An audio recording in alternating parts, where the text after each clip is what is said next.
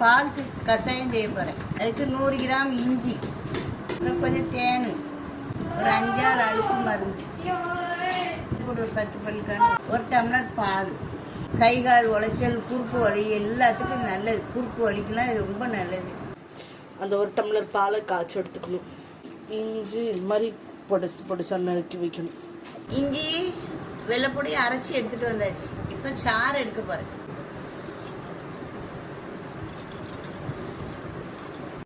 இப்படி சாறு புழிஞ்சு வச்சுக்கிறோம். தேன் ஊத்துறேன். தேன்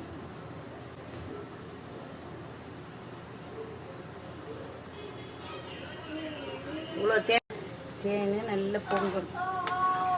சரி, தேன் பொங்கிருச்சு. இதில் இஞ்சி ஊத்துறேன். இஞ்சி சார் பார்த்து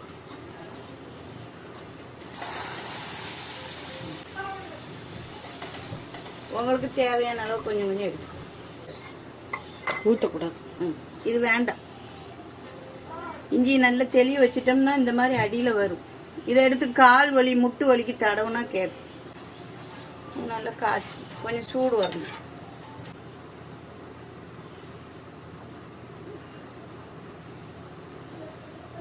கொஞ்சம் போதுமா எடுத்துருக்கோம். ஒரு பாக்கெட்டு போட்டால் போதும். வச்சுக்கிறணும். 1 டம்ளர் பால், அதை இந்த கஷாயத்தோடு சேர்த்துடணும்.